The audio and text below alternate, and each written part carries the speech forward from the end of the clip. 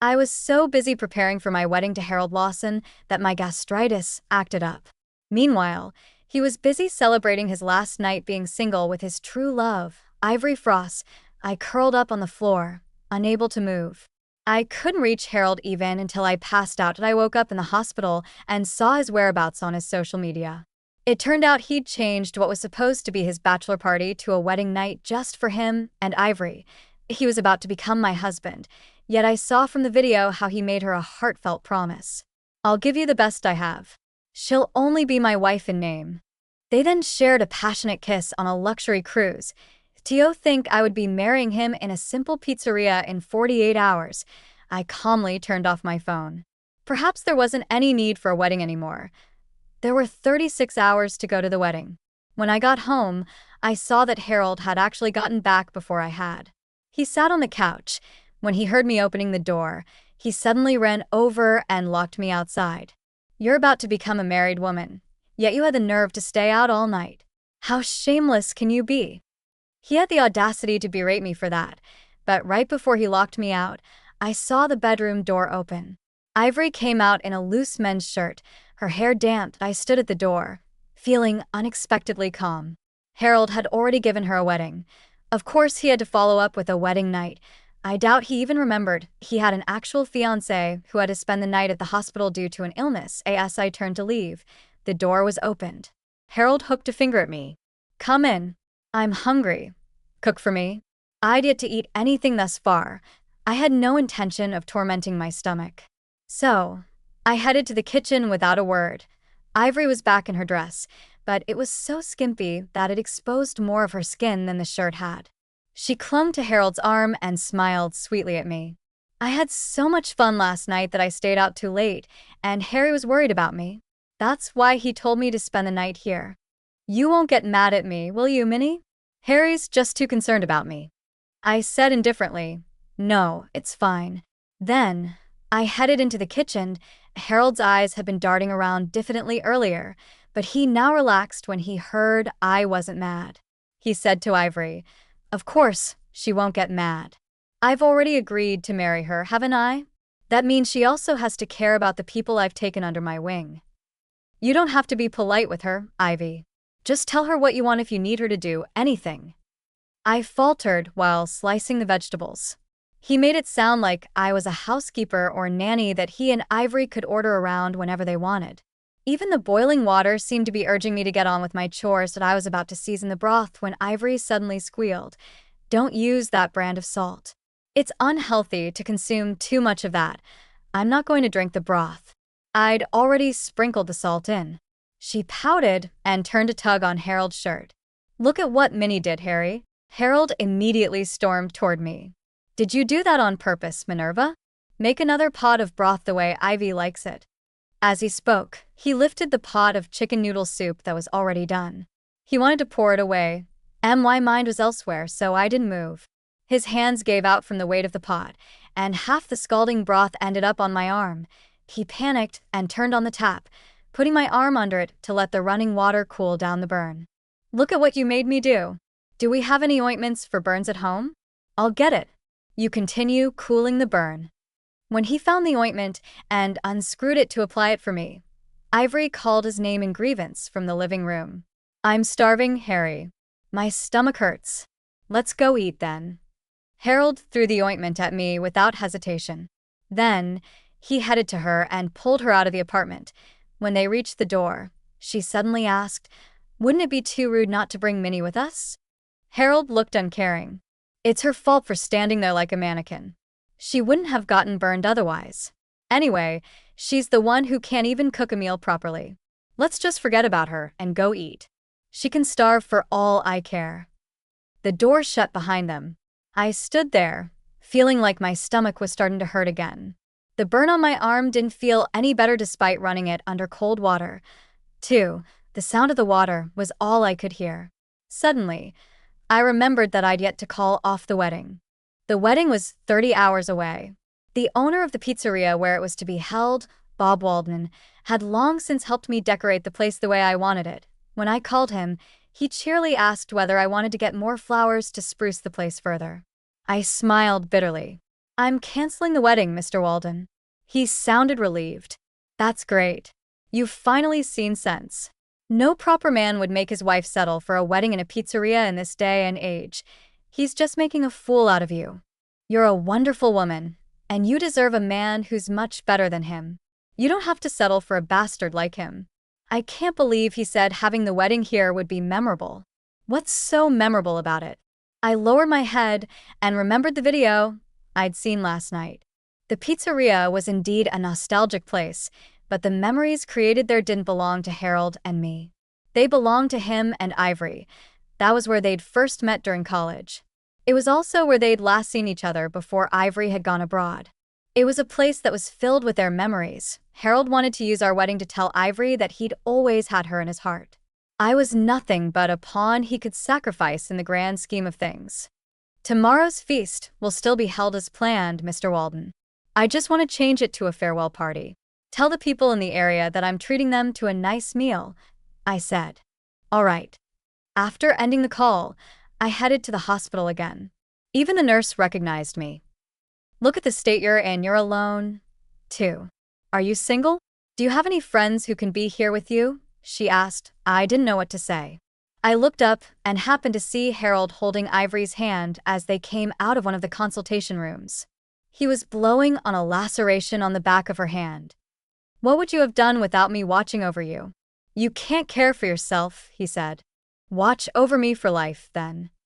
She swung his arm coquettishly. He tapped her nose indulgently. Their interactions were so sweet that they became the target of everyone's envy. Even the nurse tending to me said, Look at her boyfriend. He's wonderful, isn't he? I retracted my gaze indifferently. Yeah, he is. As I left the hospital, I saw Harold accompanying Ivory as she sat on the children's swing nearby. She held the ropes tightly and giggled. I'm scared, Harry. You have nothing to fear. I'm right here. He pushed her lightly, keeping his hands by her sides so he could hold her if anything were to go wrong. And I watched them for a while before saying, The salesperson from the jewelry store just called me, Harold. She said the necklace you ordered has arrived. Oh, okay. I'll go collect it later. Harold's expression suddenly turned diffident. He added, I bought it for you. I smiled and didn't expose his lie. The salesperson had already told me the necklace was in the shape of a snowflake and had Ivory carved on it. I turned to leave, but Ivory stopped me. Harry treats you so well, Minnie. He's even giving you such an expensive necklace. All I have is a ride on a swing. Harold immediately tapped her forehead. I would never say no to anything you wanted, silly. Her pout turned into a smile. Then she said to me, Looks like I have a necklace now, too. Do you want to have a go on the swing? Harry's great at this. She looked smug, but I was unaffected. I don't like swings. Are you mad, Minnie? I was a little upset because of my injury. Harry was only trying to make me feel better, she said. Harold frowned at me. Ivy is like a little sister to me, Minerva. Isn't it right for me to care for her? I nodded indifferently. Of course it is. Take good care of her and have all the fun you want. He was satisfied with my obedience. This is the way you should be, level-headed and steady. You're about to become a married woman after all. I turned away, blocking Harold's words out. It was time for me to deal with everything else. I headed to my workplace that afternoon. I'd taken a week off because of the wedding. Only 3 days had passed since then, but I was back. My colleagues were surprised to see me. Why are you back, Minerva? Are you here to invite us to tonight's party? We've already received the invitations. You didn't have to come all the way here. There was a party that night. I thought about it and realized it was probably one for Harold and Ivory. Instead of explaining, I smiled and said, Remember to be there tonight, okay? I have something else to do now. I headed to my workstation and packed my personal effects into my bag. Then, I prepared and printed my resignation letter before heading to my superior's office. She was briefly surprised when she saw my letter. After the surprise passed, she looked like she'd expected it. She sighed and said heavily, I expected this day to come when I heard you constantly talking about Harold. Are you going to be a full-time housewife once you're married so you can care for him? If you ask me, all women should still have their careers. I was taken aback. I didn't expect her to say that. It looked like I'd truly been blinded by love in the past. My superior automatically linked my resignation to Harold. I forced a smile and shook my head. No, I'm going to call it quits with him. I want to move somewhere else and start afresh. She was confused but didn't probe. Instead, she nodded and said, "Everything's good as long as you've made up your mind. A bright future awaits you now that you've made it past this obstacle." She pulled out a document to show me. "If you're just looking to work elsewhere, here's an alternative. Our company's headquarters has plans to set up a branch company in Corden City. They need people there, so you might want to give it a shot." I thanked her for her kindness. I needed to think this over. Harold called me as soon as I stepped out of my workplace. There are 24 hours to our wedding, so this is my last night as a bachelor. I'm celebrating with my friends tonight, so don't wait up for me. It was rare for him to keep me posted on his whereabouts. In the past, I would have been delighted by this. Now that I was no longer blinded by my love for him, I realized the dirty things hidden within his words. This was his last night as a bachelor, and he'd invited everyone, including colleagues I wasn't too familiar with, to celebrate with him. I was the only one he hadn't invited. Ironically, this was the one time he didn't need to tell me what he was doing. Also, he was wrong about one thing. This wouldn't be his last night as a bachelor. Harold was confused when I didn't say anything. "Minerva? Hello? Can you hear me? Is your phone lagging or something?" I still didn't speak. I acted like my phone was malfunctioning. He lost patience and said, "I told you I didn't need to call her. She wouldn't dare check up on me anyway." He was speaking to someone else, seemingly thinking the call had ended. Sure enough, Ivory's familiar voice rang out, sounding sickly sweet. "How can you say that, Harry? You guys are about to be married. Minnie will worry about you if you don't let her know where you are. I knew you were the most understanding woman in the world, Ivy. I'll thank the heavens if she turns out to be half as accommodating as you are." "I'm not that great." An unspeakable noise ended the conversation, and I hung up. I headed home and looked around at the rented apartment I'd spent the past decade of my life in. Did I feel indignant and resentful? Over the past decade, I'd gone from being a spirited young woman who was bold enough to love and hate with abandon to a cautious, fatigued shell of my former self. Everything in the apartment reminded me of my time with Harold. I took down a photo of us that hung on the wall. I'd had to beg him for a long time before he agreed to have it put up. I'd bought matching mugs as a surprise for Harold, but he'd never once used them. They went into the trash. He'd once promised me he would give me flowers daily, but the vase I'd prepared had already been empty for too long. It was covered in dust, as was the chess set we'd often played in the past. I packed all of these things into a trash bag. Once it was full, I took it out to be thrown away. The feelings I'd harbored and the memories we'd created over the past decade went with it. Once I was done, the apartment was as empty as my heart, which I'd wiped clean of all traces of Harold. I checked my social media to see everyone sharing videos of Harold and Ivory dancing the waltz at his bachelor party. They looked graceful on the dance floor. He rested his hands lightly on her waist, looking like he was holding a precious treasure. They twirled elegantly, looking like they'd done this 1,000 times before. They gazed deep into each other's eyes, looking like they were alone in the world. Everyone talked about how they looked like a perfect match. I liked the video and commented, "They really do look perfect together." Shortly after, Harold called me. He snapped, "Why are you being so unreasonable when we're already about to marry? You made Ivy cry with your comment, you know.